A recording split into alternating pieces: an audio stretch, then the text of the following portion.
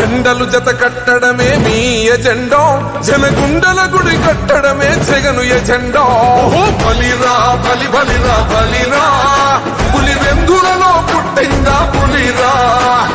కుర్చీల కూర్చోవడమే మీ ఎజెండా, కుర్చీ జనమే ఇవ్వాలన్నది జగను ఎజెండా.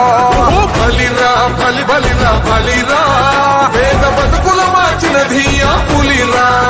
ఎలా అనిపిస్తుంది జగన్ గారి పాలన? జగన్ గారి పాలన బ్రహ్మాండంగా ఉంది. ఎదురేమంది అసలు, ఆయనకు ఎదురు లేదు, ఎక్కడా లేదు. మరి ఈసారి ఆయన మీద 5-6 పార్టీలు పోటీ వచ్చినా లేదండి, అసలు లేదు.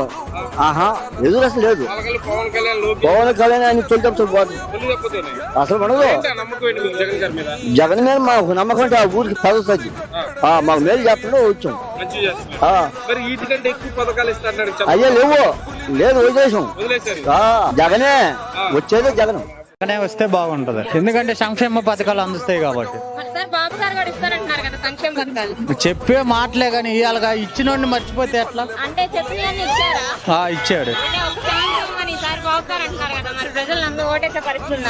బాబు గారు, చెప్పినవి చేయలేదు కదా. జగన్మోహన్ రెడ్డి చెప్పినవి చేశాడు కాబట్టి సంక్షేమ పథకాలన్నీ అందినాయి కాబట్టి జగన్ గారు రావాలి. అర్హులైన ప్రతి ఒక్కరికి వస్తాయి. ఎవరు అర్హులైన వాళ్ళు మేము టీడీపీ వాళ్ళు మాకు రాలేదనే వాళ్ళ హిస్టరీ మా ముందుకు రమ్మనండి, మేమే చెప్తాము. వాలంటీర్ వ్యవస్థ ఉండబట్టే కదా ముసలి పెంచిన తెల్లారుజామున 5ంటికి ఇచ్చింది. ఏ ముఖ్యమంత్రి ఇవ్వలేదు కదా.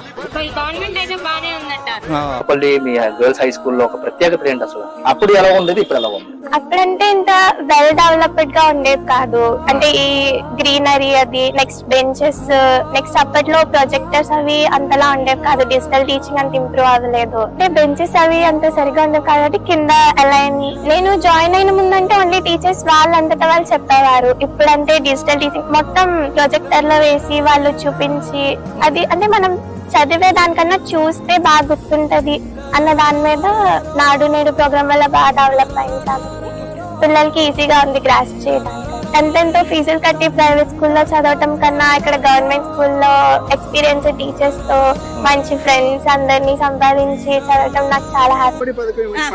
పడుతున్నాయి సార్. మాకు పిల్లలకి బుక్కులు ఇచ్చినారు, బ్యాగులు ఇచ్చినారు, అన్ని ఇచ్చినారు సార్. మేము చూసామని అదే పనిగా జగన్ వచ్చినాము ఇక్కడికి. చాలా సంతోషంగా ఉంది చూసినామని. అయినా అన్ని చెప్పినవన్నీ బీదోళ్ళకి మాత్రం చేసినారు సార్. ఏంటికన్నా అబద్ధము. అమ్మఒడి ఇచ్చినారు, మా అత్తమ్మకి 18 ఏళ్ళ డబ్బులు వచ్చినాయి, మాకు రుణమాఫీ వచ్చినాయి. మా కుటుంబంకైతే బాగా జరిగింది. ఒకరి గురించి అయితే మనకైతే తెలియదు. నా కుటుంబం వరకు నాకు బాగా జరిగింది సార్. ఓట్లేలా మా రుణం మేము తీర్చుకోవాలి. ఎవరికి సౌకర్యాలకు ఏం చేసినారో మనకైతే తెలియదు. బీదోళ్ళకైతే బాగా చేసినారని మా నమ్మకం. మాకైతే అన్ని పడినాయి సార్. అంతగా మాకైతే రాలేదు సార్. ఏంటి పథకాలు ఏంటివి రాలేదు. ఏమనలేదు సార్. మాకైతే మీ ఇష్టము, ఓటు వేసి మీ ఇది అన్నారు అంతేగాని వాళ్ళకే ఇలా వీళ్ళకే ఏం లేదు. మేమైనా కానీ ఎక్కువ చూడాల కదా ఎట్లా చేస్తున్నారు లేదు అని. మాకు బీదోళ్ళకి బాగా చేస్తున్నారు. 5 సంవత్సరాల మన పరిపాలనలో ఆ మేనిఫెస్టో అన్నది ఏదైతే మనం చెప్పామో, ఆ 2 పేజీల మేనిఫెస్టో అని మనం ఏదైతే చెప్పామో, ఆ మేనిఫెస్టో అన్నది నిజంగానే ఒక బైబిల్గా, ఒక భగవద్గీతగా, ఒక ఖురాన్గా భావిస్తూనే చిత్తశుద్ధితో అడుగులు వేశాం. ఈరోజు 5 సంవత్సరాల తర్వాత గర్వంగా కూడా ప్రతి క్యాడర్లో ఉన్న ప్రతి ఒక్కరు, రాష్ట్ర స్థాయి నుంచి గ్రామ స్థాయి దాకా కూడా ప్రతి ఒక్కరూ కూడా గర్వంగా వెళ్ళి ఎన్నికల ముందు అక్క ఇది చెప్పాం, చెప్పినవన్నీ కూడా చేశాం అని ఏకంగా 99% హామీలన్నీ నెరవేర్చి మేనిఫెస్టో తీసుకొని వెళ్ళి మళ్ళీ ప్రతి ఇంట్లో చూపించి మీరే టిక్కు పెట్టండి అని అడిగే నిబద్ధత, చిత్తశుద్ధి వైఎస్ఆర్ కాంగ్రెస్ పార్టీకి మాత్రమే ఉంది అని కూడా చెప్తా ఉన్నాను ఈరోజు. 175 కి 175 175